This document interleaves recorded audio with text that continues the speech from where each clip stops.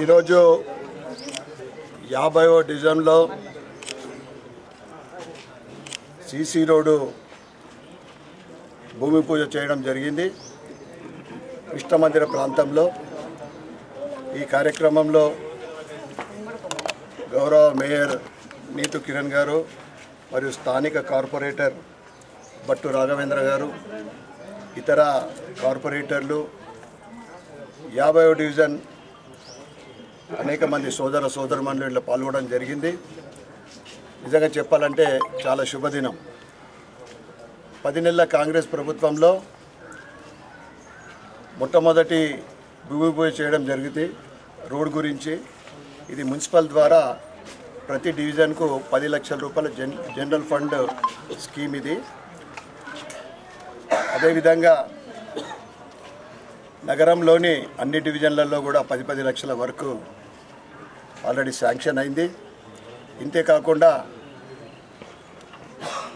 ఇంకా చాలా చోట్ల రోడ్ల సమస్య ఉంది. ప్రభుత్వం దృష్టికి తీసుకెళ్తా ఉన్నాం.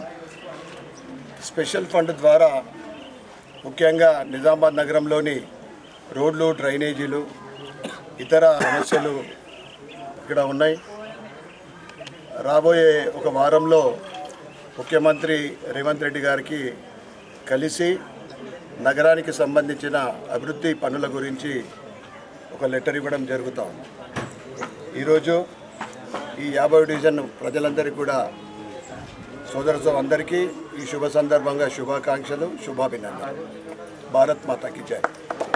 ఈరోజు నిజామాబాద్ అర్బన్లో 50వ డివిజన్లో స్థానిక కార్పొరేటర్ బట్టు రాఘవేంద్ర గారి ఆధ్వర్యంలో గౌరవ నగర ఎమ్మెల్యే ధన్పాల్ సూర్యనారాయణ గారి చేతుల మీదుగా, అలాగే నగర మేయర్గా నా చేతుల మీదుగా ఏదైతే మొన్న కౌన్సిల్ మీటింగ్లో 10 లక్షలు జనరల్ ఫండ్ నుంచి ప్రతి ఒక్క డివిజన్కి 60 డివిజన్లకు ఇవ్వాలని ఏదైతే తీర్మానం చేశామో అందులో భాగంగా ఈరోజు మొదట ఈ 50వ డివిజన్లో ఈ కార్యక్రమం ప్రారంభం చేయడం జరిగింది.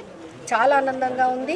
ఈ కార్యక్రమానికి విచ్చేసినటువంటి గౌరవ ఎమ్మెల్యే గారికి, స్థానిక కార్పొరేటర్ గారికి, మిగతా కార్పొరేటర్స్కి, అలాగే ఇక్కడ ఉన్నటువంటి కాలనీ వాసులందరికీ కూడా శుభాకాంక్షలు తెలియజేస్తూ, గత ప్రభుత్వంలో కూడా నిజామాబాద్ నగరానికి చాలా అభివృద్ధి జరిగింది. ఆ టైంలో కూడా ఇప్పుడు మరి ఉన్నటువంటి ప్రభుత్వాలు సెంట్రల్ కానీ స్టేట్ నుంచి కానీ ఇంకా మాకు ఫండ్స్ వచ్చేటివి ఉన్నాయి.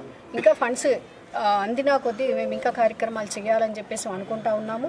ఎందుకంటే ఇంటర్నల్ వర్క్స్ ఇంకా చాలా ఉన్నాయి. ఎందుకంటే మన నిజామాబాద్ అర్బన్ అనేది ఇంకా పెరుగుతూ ఉంది, ఎక్స్టెండ్ అవుతూ ఉంది. కాబట్టి మనకి ఎప్పటికప్పుడు ఫండ్ రిలీజ్ అవుతేనే మన కార్యక్రమాలన్నీ, ఎందుకంటే ఎక్కడ చూసినా కూడా రోడ్లు, డ్రైనేజీలు ప్రతి దగ్గర కూడా అవసరం పడతాయి. కాబట్టి మరి ఫండ్ అందినా కొద్దీ కార్యక్రమాలు చేయడానికి మాకు కూడా ఒక ప్రణాళిక అనేది సిద్ధం చేసుకోవడానికి బాగుంటుందని తెలియజేస్తూ, మరి ఈరోజు ఈ శుభ కార్యక్రమం జరిగినందుకు చాలా ఆనందంగా ఉంది. మరొకసారి అందరికీ కూడా శుభాకాంక్షలు తెలియజేస్తూ ముగిస్తున్నాను. జై తెలంగాణ.